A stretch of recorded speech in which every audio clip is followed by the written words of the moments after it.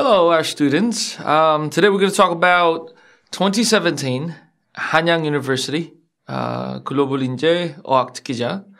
This is their mock essay. I love Hanyang University because they put together mock essays every twice a year, or twice a year every year. Whichever that is correct. But and they are by far the most precise about their criteria and their questions. However, one thing for sure for everyone to know is that their questions, their passages have always been more difficult on their actual tests than their mock tests. So consider mock test as a stepping stone. And this is one of the mock tests. Depending on how you look at it, it could be very complex and very difficult. But in the 2017, the actual, it was also a lot more difficult than this one. So, That's a good tip in itself. Yeah. Anyway, today we're going to talk about altruism. And since some of our students enjoy my bacon joke, I brought a little comic and comic strip from Peanuts, Charlie Brown Peanuts. And it starts like this. Lucy and Charlie Brown talks, and Lucy begins, "I'm intrigued by this view you have on the purpose of life, Charlie Brown." And she continues, "You say we're put here on Earth to make others happy."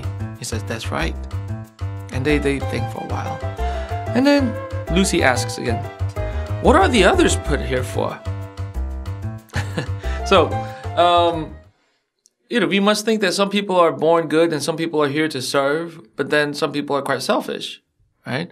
And that's what we're going to talk about, the paradox of altruism. Before we even get to the passages, could you maybe throw some basic ideas about paradox of altruism, why it's important? Yeah, so the idea of altruism is there are a couple of different formulations of it. The basic philosophical formulation is altruism would be the intentional doing of an act that didn't benefit you, but benefited another party, another person. Right. So there are examples in nature of this, of like bees that would sting, essentially committing suicide in an attempt to defend the hive, or mothers who would, selflessly throw themselves, in front of something to save a child, and things like this. These are classically considered altruistic acts. And they would be also, this would be like biological altruism too, which is basically the same as philosophical altruism, but intention is not taken into account. It's just the behavior that you do. It doesn't matter what you intended. We kind of covered this in one of our other videos, talking about behaviorism and things like this. Right. Yeah, and the basic argument is, or the basic disagreement is genuine altruism possible? Right. Is it possible for a creature, especially the human creature, is it even possible for us to have a genuinely altruistic act? Or is all altruism actually egoism in disguise? That's the question. Right. Yeah. I think one of our beloved writer, Peter Singer, had actually written a book and where he talks about, is there human essence that never changes, or human essence that never changes? And he said he points altruism as one of them. He actually I think he made a TED Talk about this too. It's a very human-centric view. Right. Another thing to note, we're going to talk about this guy many times, but Charles Darwin. We know him, most people know him as, the guy who wrote The Origin of Species. But then today we're going to talk about him as the first person who had basically made altruism a scientific inquiry. So, let's get to it. Passage A. Humans are social creatures and care about others as well as themselves. Altruism is commonly considered as an individual's action which is at a cost to the actor. For example, pleasure, time, possibility of survival or reproduction, but benefits another third-party individual without the expectation of reciprocity or compensation for that action. Taking care of children, treating the sick, helping coworkers, volunteering as a tutor, or a fix-it person. These are all forms of everyday altruism. A model of political community often recognizes altruism as a powerful human motive. The term altruism may also refer to an ethical doctrine that claims that individuals are morally obliged to benefit others. Used in this sense, it is usually contrasted with egoism, which is defined as acting to the benefit of oneself. Briefly about passage A. What's your take on this? It says very casually, these are all forms of everyday altruism. And I think one thing that students can do when they're answering these questions is try and pinpoint in the passage where there are unsupported assumptions. Okay. Especially when you come to these kind of logic-based or sort of they're testing your analytical skills as well as your writing and expression of your ideas. If you can pick up on where there are unproven assumptions, then that would be great, I think. And this is definitely one of them. It just assumes that these are all forms of everyday altruism, but that is in fact the question that is at hand, right? Are these in fact altruism? Or are you just, for example, helping your coworker because later they might share their lunch with you? Right. Yeah. And you are expecting reciprocity, right? Yeah, maybe. I've done this, so please, give me back the favor that I have. Even on an unconscious level, that might be what's going on.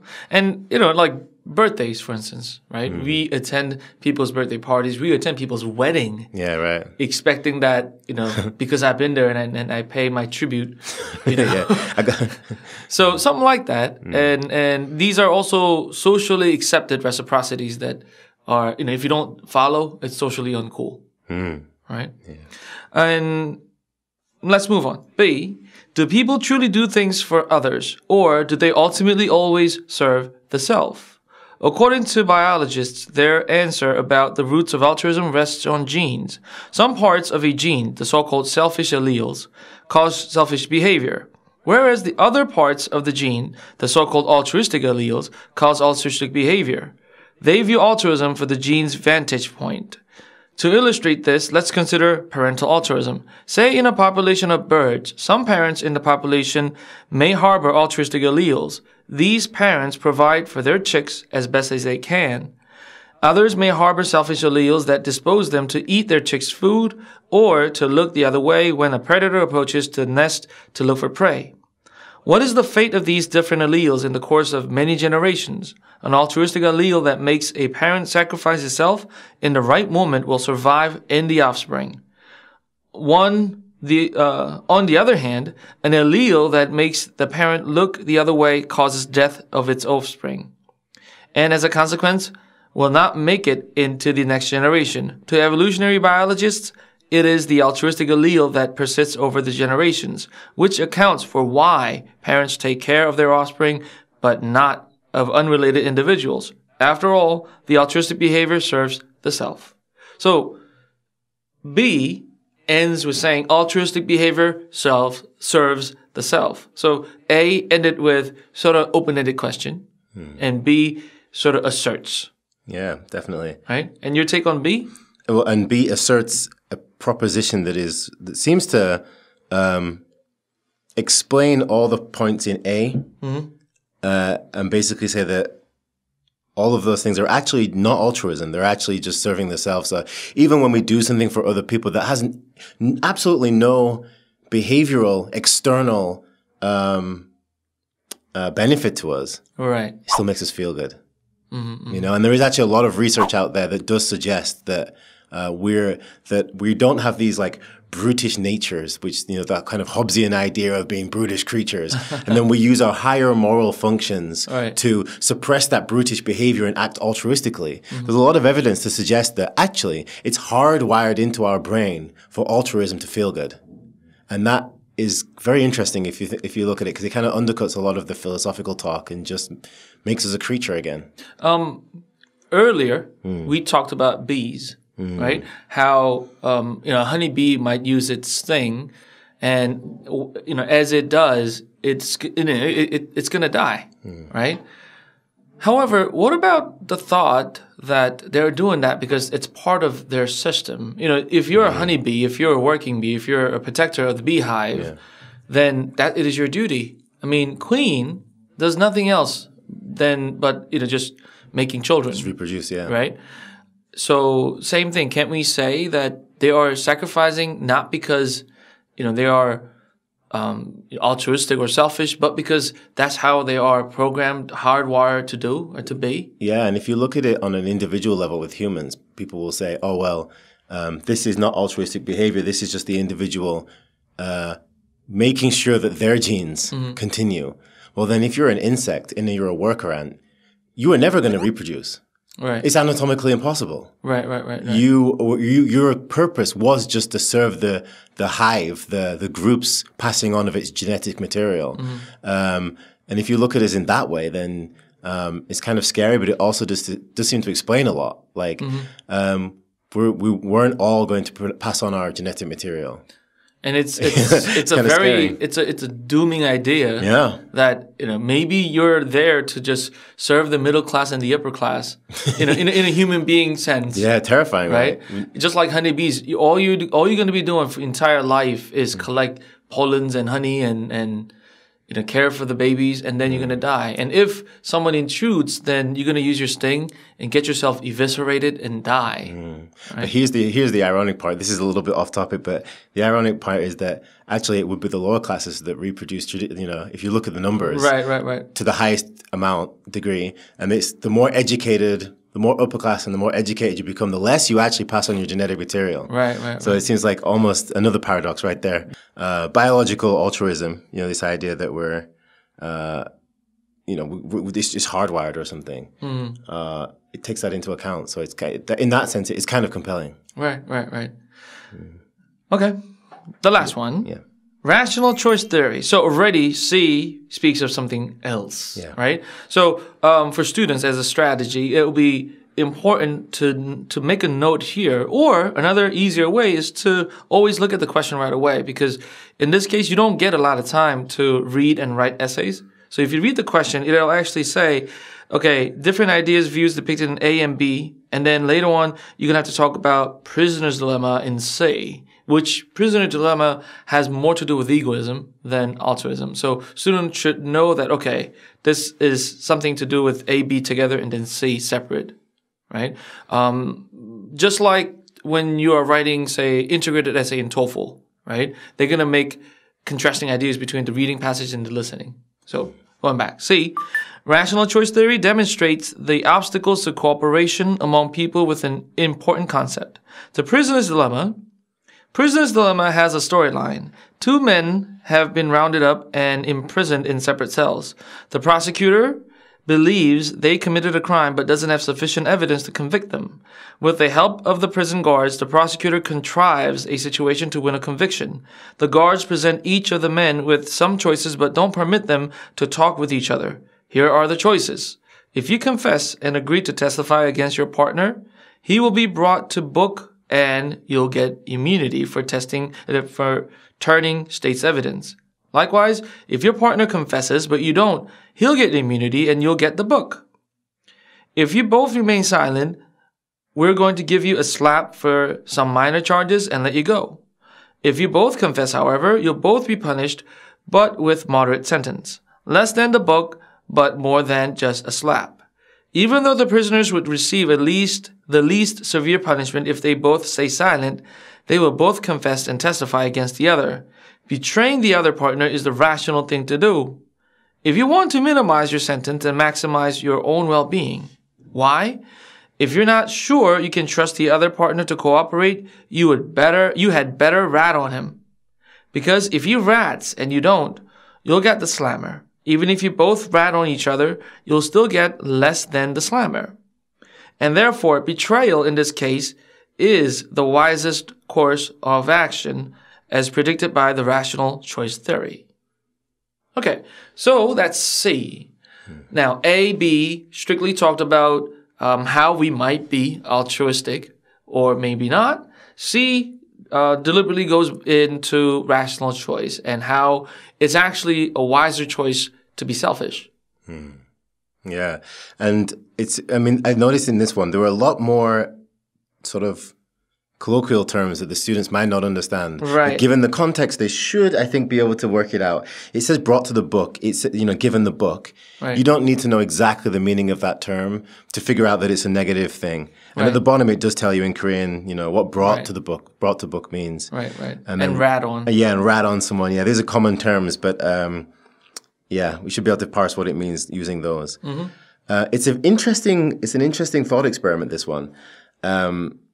And it does show us that, you could look at that and say, well, if they both just don't say anything, then they're both just going to get out. Right, but the fact is that you don't know what the other person's going to say. And he has a high incentive to rat on you. Right. So just to be safe, you have to rat on him too. And it kind of shows us that maybe our behavior can be better explained using the theory of rational egoism. Mm-hmm. In the sense that it's rational to be egoistic and just look out for yourself. And in this situation, we're showing clearly that is the rational thing to do. And just to add on to the basics of Prisoner's Dilemma, it is used to explain or further explain or easily explain John Nash's equilibrium. And he got Nobel Prize because he took a different path than Adam Smith. Adam Smith said, the best result comes from everyone in the group doing what's best for himself, right? That's what he said, that's right? Incomplete. Okay? Because the best result would come from everyone in the group doing what's best for himself and the group. Ash, this is some way for you to get the blunt on your own. You can go to hell. Governing dynamics, gentlemen. Governing dynamics. Adam Smith. Who's wrong? Yep, here we go. Careful. Thank you.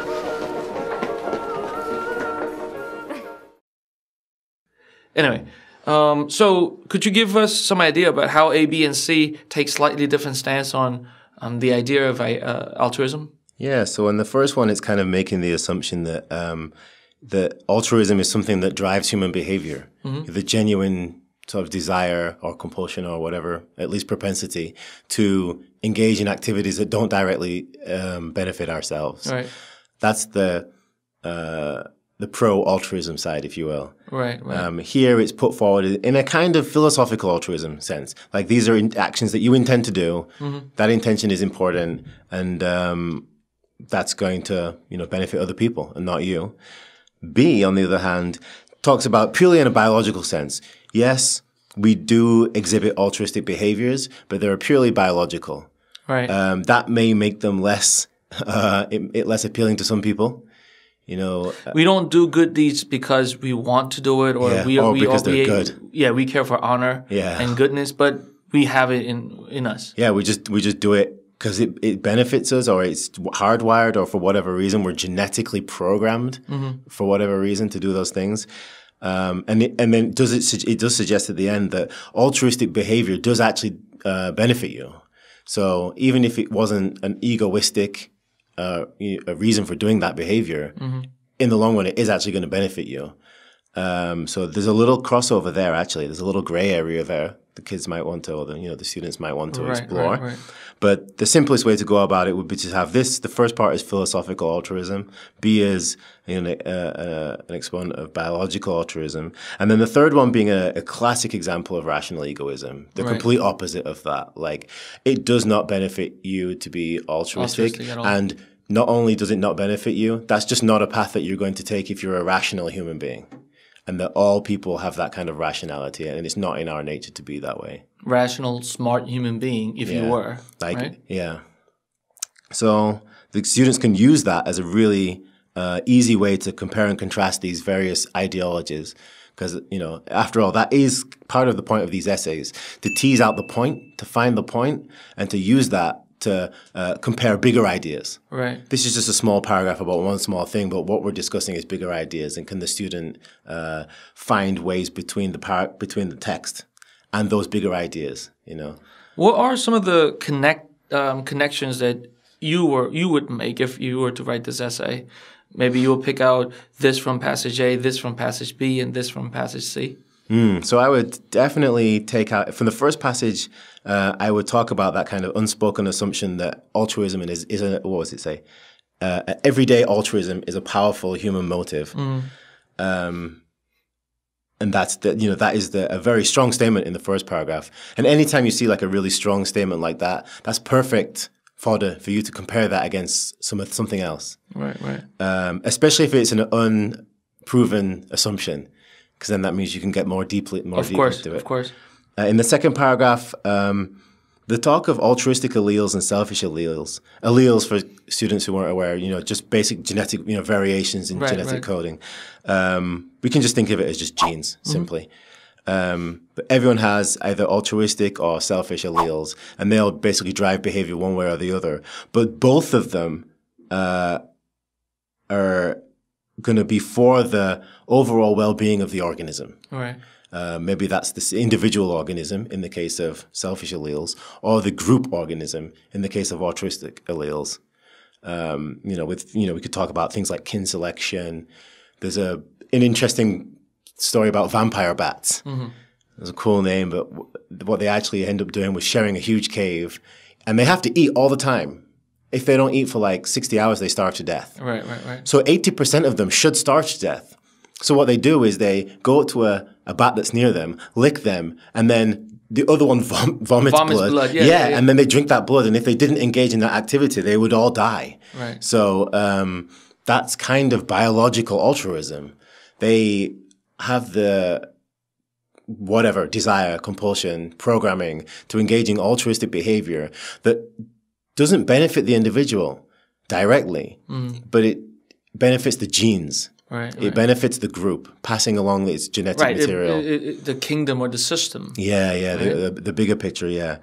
And so that's something in B that I would definitely pick out as one of the major points, especially that last sentence, because like you said, that is a strong statement again.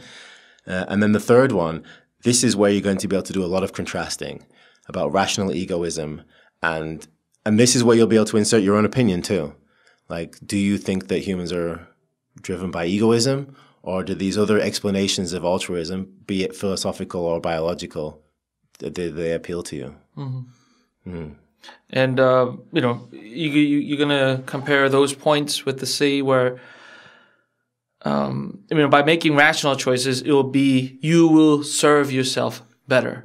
Yeah. Right? And you might conclude it with that. Yeah, right. and the student could actually get quite deep into this. They could say, we are rationally egoistic, but then what benefits us, what we think benefits us, is actually hardwired programming that benefits the group.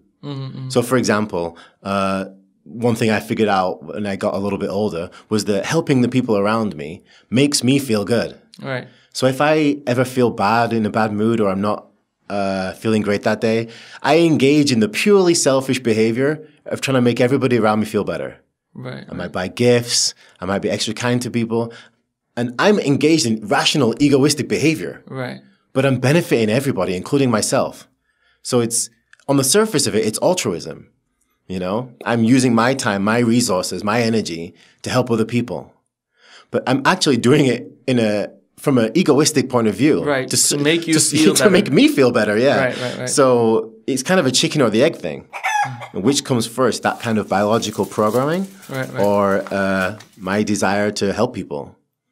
Understood. Yeah. Good. Okay. As the last thing of the day, let's go over some of the essays. Another great thing why I love Hanyang University, it gives out sample essays. So there are 3 sample essays given by the university.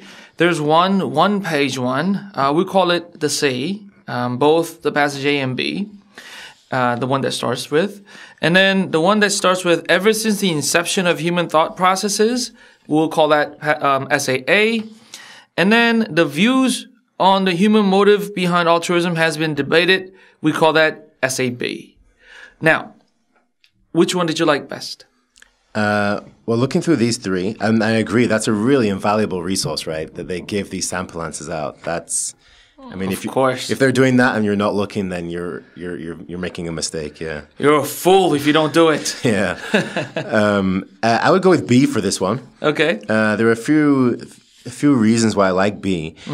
I found this person, and I could feel this through their writing. They seem to be quite a meticulous thinker. Right, right. The way that they compare and contrast these two, specifically comparing, especially the two passages, A and B, was really meticulous. The way, and I can feel that from their writing. Obviously, there are mistakes here, of course. Right. But the grammar is mostly really good, and the way they go through it was they covered a lot of things, a lot of detailed points. I really like that.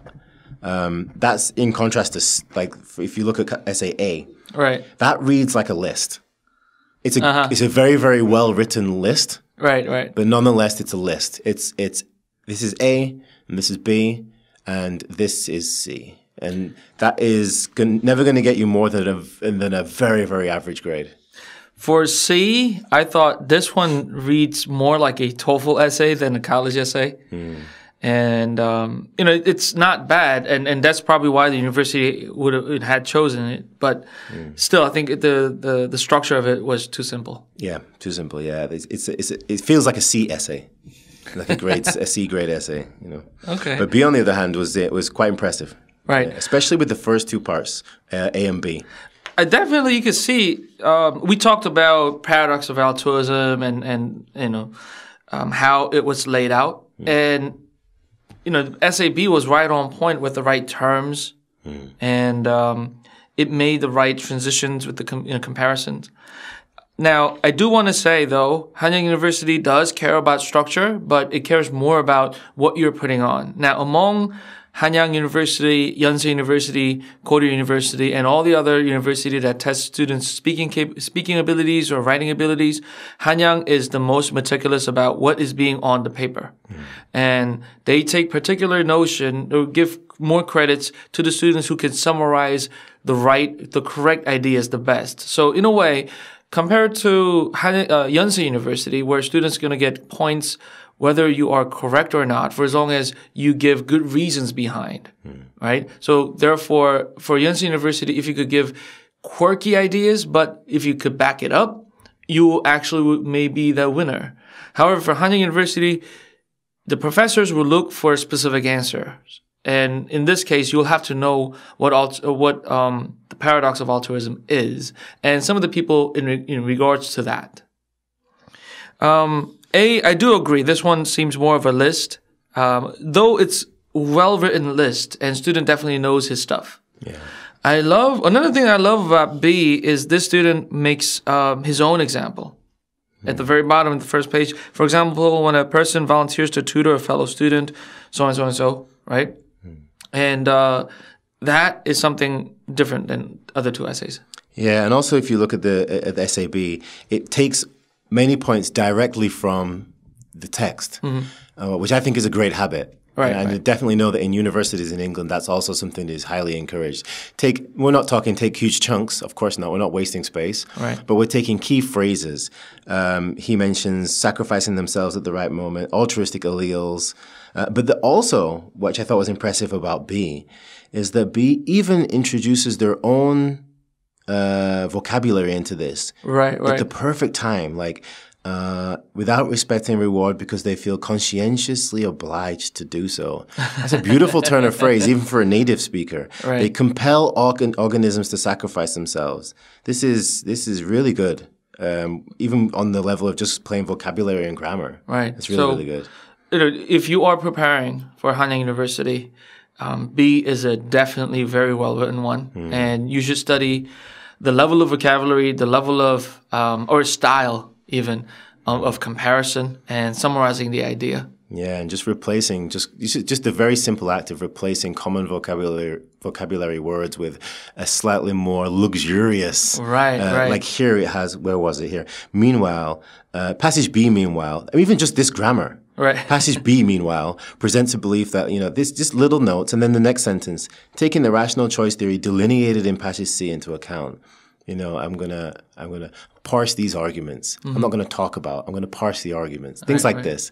These are more It gets impressive. teachers excited. Yeah, it really does, and that matters. I mean, at heart, we're both English teachers, and when you see a student able to write stuff like this, it just excites us. Yeah, And I think it puts the student in a special light to see that this student has this kind of ability to use this kind of words. Because I know many of the students will dare to write it, but they might run out of time. So in order to be able to write this well, he or she would have had to read the passages very quickly, and then engage in the essay. Once he or she was done, go back, read again, and change some of the words to make it sound better. Yeah, and this takes practice. All right, definitely. There's no shortcut to that. You just have to write a lot of essays. Yes. So if you are preparing for Hanyang University, I highly encourage you to read these essays out loud and take some of the expressions to your arsenals, to your book of expressions, and especially with, once again, Hanyang Universities, get into the habit of rating your essays to yourself, because that will also encourage you to build style, and you will start to see what you consider to be a beautiful piece of writing, beautiful piece of expression, and you will learn to acquire more and more each time you do so. And also, like, for example, we found out that we weren't particularly impressed by essay A. If the student can take 3 essays and they identify one as the weakest, how would they improve that? All right. Grade that essay, go through it, exchange some of the words, improve the vocabulary, analyze why is it weak? This kind of active, what would the word be? Active studying, not just doing things as rote and memorizing, but actively engaging with the text can really, I feel like, trigger some more pathways in your brain. Right, because you take a different role, not just being a student, but you also become a teacher, and you get to see the test, the whole thing in a different light. So anyway, this was, once again, it had been very interesting, and thank you. Yeah, thank you. And good luck, guys.